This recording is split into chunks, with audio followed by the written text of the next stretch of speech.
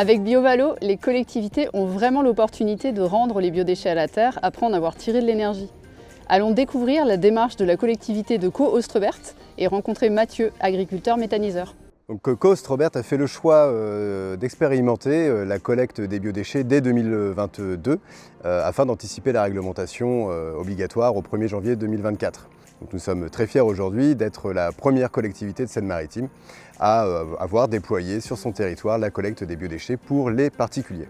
Dès 2021, pendant l'expérimentation entre 2022 et 2023, nous avons décidé d'associer les bailleurs sociaux et l'ensemble des locataires à ce geste de tri des biodéchets.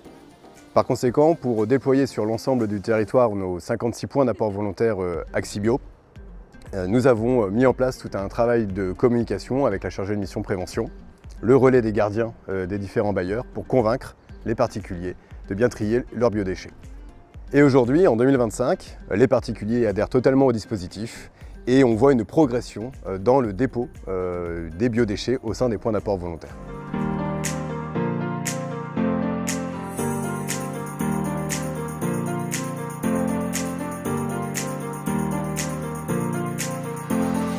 Je suis Mathieu Deschamps, agriculteur méthaniseur en Seine-Maritime, à Cléville.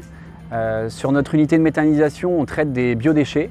Des biodéchets de différentes sources, des biodéchets qui peuvent venir de l'industrie agroalimentaire, des supermarchés, biodéchets également des ménages, qui aujourd'hui a un biodéchet qui est sur une filière qui se structure. On va aller chercher ces matières et ces matières, on va essayer de les traiter, donc d'extraire la partie organique d'un côté, de la partie emballage. Quand j'ai démarré en 2017, on a fonctionné d'abord sur un système de déconditionnement simple et on s'est vite rendu compte qu'il fallait avoir un traitement global pour réussir à avoir une solution complète. Donc la première chose, c'est qu'on va fonctionner avec le paddle dépacker de chez Mavitech, donc qui va séparer l'emballage de la partie organique pour pouvoir créer ce qu'on appelle une soupe. Donc la soupe, c'est la partie valorisable en méthanisation pour pouvoir produire du biogaz. Donc cette soupe, une fois qu'elle est extraite au niveau du paddle dépacker, on va la passer dans la partie hydrocyclone pour retirer tous les lourds. Les lourds, ça peut correspondre à des choses comme les coquillages, les vers, etc.